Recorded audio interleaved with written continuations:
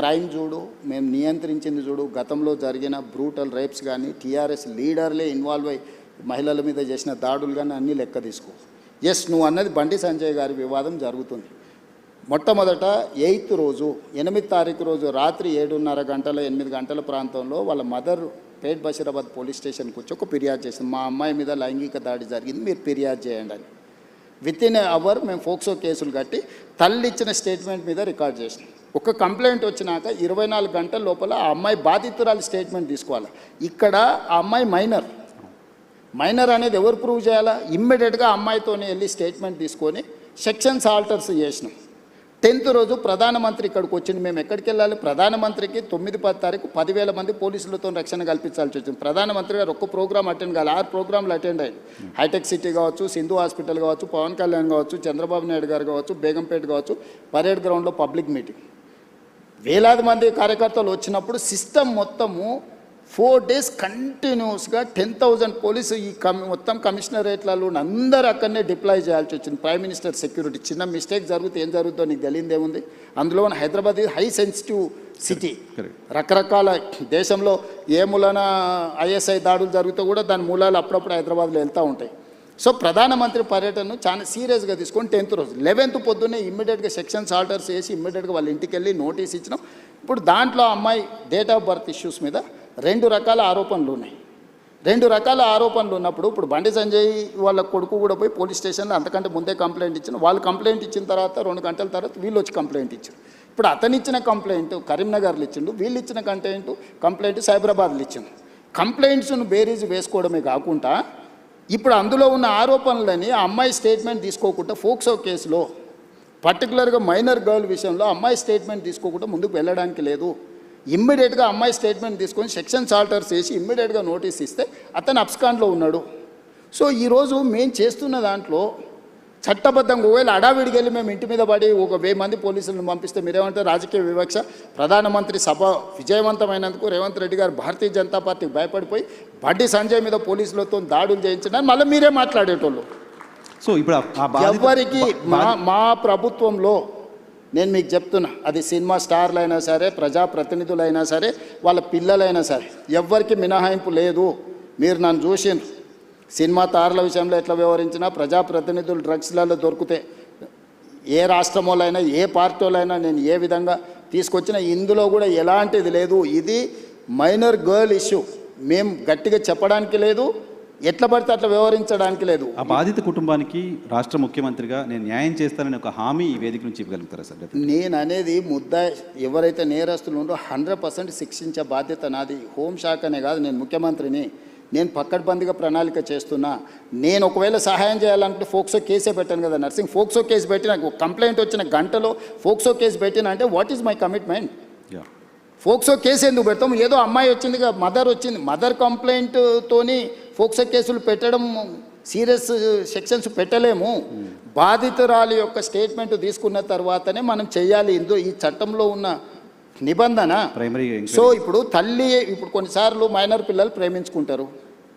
వాళ్ళ ప్రేమ విషయం తల్లిదండ్రులకు నచ్చకపోతే తల్లిదండ్రులు కొన్నిసార్లు కోపానికి వస్తారు, కొన్నిసార్లు డిఫరెంట్గా వాటి మీద ఒత్తిడి తీసుకొస్తుంటారు. ప్రభుత్వం అనేది అసర్టైన్ చేసుకోవాలి కదా. దట్టు ఒక ప్రధానమంత్రి వచ్చే ముందలా వచ్చిన 2 ఫిర్యాదులు, అక్కడనేమో హానీ ట్రాప్ అని బండి సంజయ్ కుటుంబం కేసు పెట్టింది, ఇక్కడేమో మైనర్ అమ్మాయి మీద లైంగిక దాడి జరిగిందని వీళ్ళు కేసు పెట్టారు. రెండింటిని పరిశీలించడానికి పోలీసులకు కనీసం 24 గంటలని పడితే వాళ్ళు ఇచ్చింది రాత్రిపూట. ఒక ఆయన 8వ తారీఖు 5 గంటలకు ఇస్తే ఇంకొకరు 8వ తారీఖు 9 గంటలకు ఇచ్చారు. 9వ తారీఖు నాడు ఎంబడే మేము రంగంలో దిగి పోలీసులు మొత్తం తీసుకొని మొత్తం స్టేట్మెంట్స్ రికార్డ్ చేసి సెక్షన్స్ ఆల్టర్ చేసిన 9వ తారీఖు. 10వ తారీఖు నాడు ప్రధానమంత్రి మొత్తం నేను పర్యటనలో ఉన్న మొత్తం వ్యవస్థ ఉంది. 11 పొద్దున్నే నేను సమీక్ష చేసి ఒక ఉమెన్ ఐపీఎస్ ఆఫీసర్ని అపాయింట్ చేసి కంప్లీట్గా డీటెయిల్ చేసి సెక్షన్స్ ఆల్టర్ చేసి బండి సంజయ్ ఇంటికే కాదు, బండి సంజయ్ బావమరిది ఇంటికి ఢిల్లీలో కూడా అందరినీ 5 పోలీస్ టీంలను ఈరోజు పంపించినాం. ఎక్కడన్నా ప్రభుత్వం కేసుని ఏమైనా డైల్యూట్ చేసిందా? ఇప్పుడు కొడుకు నేరం చేస్తే తండ్రిని అరెస్ట్ చేస్తారా? నువ్వు చెప్పు. ఇట్లాంటి కేసులలో ఇప్పుడు కొడుకు ఏదైనా తప్పు చేసినా అంటే బండి సంజయ్ని అరెస్ట్ చేయాలా? ఏం కోరుకుంటుండ్రు? ఇప్పుడు బండి సంజయ్కి బీఆర్ఎస్ వాళ్ళకు పొసగలేదా, పొసిగిందా, ఎక్కడైనా తేడా వచ్చిందా, ఇవన్నీ నేను చెప్పలేను. కానీ RS Praveen Kumar garu volunteer retirement తీసుకున్న ఆఫీసర్, ఆయనే ఇన్వెస్టిగేటింగ్ ఆఫీసర్ అనుకుంటా. ఆయన ఐపీఎస్ కాదు, ఇప్పుడు is no more IPS officer. ఆయన రిటైర్ ఆయన అయిపోయింది. allegation- ఓ గడీలకు వ్యతిరేకంగా కొట్లాడుతున్నాడు. ఇప్పుడు ఆ గడీల దగ్గరనే గులాంగిరి ఆయన చేస్తున్నాడు. అలిగేషన్ పోలీసులు బెదిరిస్తున్నారు బాధిత కుటుంబాన్ని అని ప్రవీణ్ ఎవరికి కుమార్ అవసరం గారు ఉందా? పోలీసు బెదిరిస్తే కేసు ఎందుకు కడతాము? ఇప్పుడు ఇది మినిమం లాజిక్. కంప్లైంట్ వచ్చినప్పుడే పోక్సో కేసు కట్టిన ప్రభుత్వం బెదిరించినట్ట, లేకపోతే బాధితురాలు పక్షాన నిలబడ్డట? ఇమ్మీడియట్గా అమ్మాయి స్టేట్మెంట్ను తీసుకొని ఆ స్టేట్మెంట్ ప్రకారం సెక్షన్స్ ఆల్టర్ చేస్తే మేము బాధితురాలు పక్షాన్ని ఉన్నట్ట, లేకపోతే అవతల పక్షాన్ని ఉన్నట్ట? ఇప్పుడు వీళ్ళ ప్రాబ్లము కేటీఆర్ గారికి, ప్రవీణ్ కుమార్ గారికి, బండి సంజయ్కి పంచాయతీ ఉండొచ్చు. ఆ పంచాయతీ రాజకీయాలలో వాళ్ళు ఏమన్నా తెలుసుకొని ఎవరినెవరైనా తిట్టుకొని ఎవరినెవరైనా కొట్టుకొని, ఇప్పుడు ఆయన ఎవరో వాళ్ళ ఎమ్మెల్యే తిట్టిండు, వాళ్ళు వచ్చి వీళ్ళని తన్నిండ్రు. ఆయన ఏమంటుండు, వాడు తిడితే నేను దాంతో నాకు గెలిచిన చదువు ఇదే అని ఆయన అంటుండు. నేనేమంటున్నా, ఎవరు ఫిర్యాదు చేసినా కూడా దానికి క్షుణ్ణంగా పరిశీలించి కేసులు కచ్చి చట్ట ప్రకారం శిక్షిస్తా అంటున్నా. ఇన్ని రోజులు బీఆర్ఎస్ వాళ్ళు ఏమన్నారు, మన బీజేపీ వాళ్ళు ఏమన్నారు, రేవంత్ రెడ్డి కేటీఆర్ను కేసీఆర్ను జైల్లో పెడతలేడు, వీళ్ళిద్దరు కుమ్ముక్కైనరు అన్నారు. ఇప్పుడు బీఆర్ఎస్ వాళ్ళు ఏమంటున్నారు, రేవంత్ రెడ్డి బీజేపీ వాళ్ళు కుమ్ముక్కైనరు, బండి సంజయ్ని జైల్లో పెడతలేడు. కాపాడుతున్నారు మీరే అనే విమర్శ. ఇప్పుడు కేటీఆర్కి సంబంధించిన కేసులు ఉంటే పద్ధతి ప్రకారం విచారణ ఛార్జ్షీట్లు ఫ్లైన్ చేసినాం. ఏసీబీ ఇప్పుడు నోటీస్ ఇచ్చింది కదా. నేను ఎవరి పట్ల, బీఆర్ఎస్ అయినా బీజేపీ అయినా ఎంఐఎం అయినా ఇంకో రాజకీయ పార్టీ ఏదైనా, నా పార్టీలో ఉన్న వాళ్ళనైనా చట్ట ప్రకారం విచారణ చేసి, ఇది పిల్లల భవిష్యత్తుకు సంబంధించింది. వైఎన్ఆర్ నేను క్లియర్గా ఇంపార్టెంట్ ఇష్యూ సార్, ఇది పిల్లలకు సంబంధించి భవిష్యత్తుకు సంబంధించింది. ఏ చిన్న మిస్టేక్ విచారణలో ప్రభుత్వం చేసినా ఆ పిల్లల జీవితాలు పూర్తిగా దెబ్బతింటాయి. అది అమ్మాయి కావచ్చు, అబ్బాయి కావచ్చు. ఇప్పుడు ఆ అమ్మాయికి సంబంధించి 2 డేట్ ఆఫ్ బర్త్లు 2 సర్టిఫికెట్లు ఉన్నాయని వాళ్ళకు ఫిర్యాదు చేశారు. నేను అసర్టైన్ చేసుకోవాలి కదా, ఇప్పుడు ఆ స్కూల్కి వెళ్ళాలన్నా, 10th క్లాస్ సర్టిఫికేట్ తీసుకోవాలన్నా, ఆ అమ్మాయి ఏ హాస్పిటల్లో జన్మించిందో హాస్పిటల్ నుంచి బర్త్ సర్టిఫికేట్ తీసుకోవాలన్నా, ఆ అమ్మాయికి సంబంధించిన ఆధార్ కార్డు తీసుకోవాలన్నా, ఈ 3 రకాల సర్టిఫికెట్లు సేకరించాలంటే పోలీసుల కనీసం 24 గంటలు పట్టదా?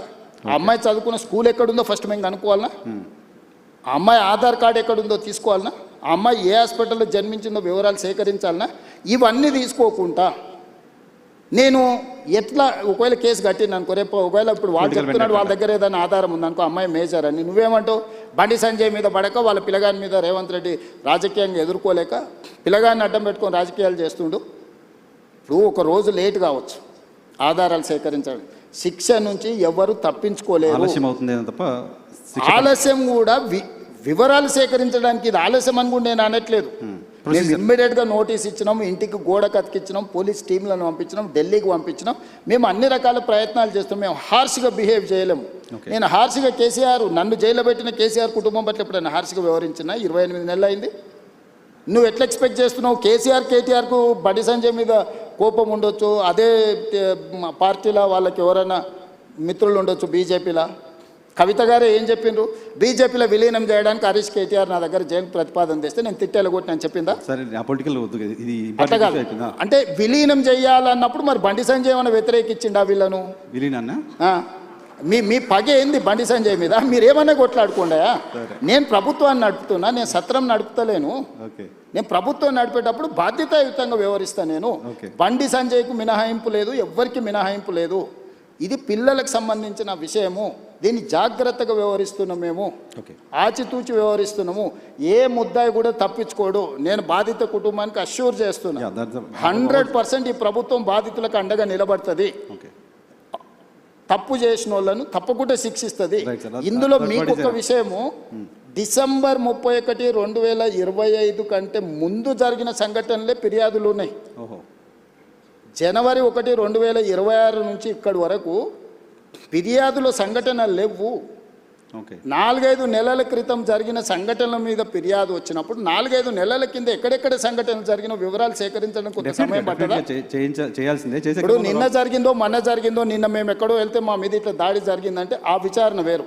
డిసెంబర్ 31 నైట్ ఇక్కడ సంఘటన జరిగింది, October so and so date నాడు ఇక్కడ సంఘటన జరిగింది, ఆగస్టులో సో అండ్ సో డేట్ నాడు ఈ సంఘటన ఇట్లా కొన్ని వాళ్ళు కోట్ చేస్తున్నారు. 4 నెలల వెనక్కి వెళ్ళి జరిగిన సంఘటనలని సేకరించాలంటే మేము టెక్నాలజీని వాడాలి. టెలిఫోన్ టవర్స్, అమ్మాయి అబ్బాయి టవర్స్ ఒక దగ్గర ఉన్నాయా లేవా సిగ్నల్స్, లేకపోతే ఎక్కడైతే వెళ్ళిందో అక్కడ ఏమైనా సీసీ కెమెరాలు ఉన్నాయా, అక్కడ ఏమైనా ఫుటేజ్ ఉందా? పోలీస్ విచారణ అంతా ఓకే. అరే మరి అంటే మీరు సింపుల్గా ఎందుకు అర్జెంటుగా తీసుకొచ్చేసి కోదండం ఎక్కించి కొడతలేరు, సంజయ్ కొడుకును ఊరేస్తలేరు? ఈ అంటే ఏమంటారు ఇది ఇది ఎట్లా ఆన్సర్ చేయాలి నేను? సరే, దాని గురించి ఎక్కువ డిస్కషన్ ఉంది. ఒకటి జనరల్గా ఆన్సర్ చేయాల్సింది ఏంటంటే, భారత హోంశాఖ మంత్రి కొడుకు కేసు అయిన తర్వాత పారిపోవడం ఏంటి? అది చాలా తప్పు.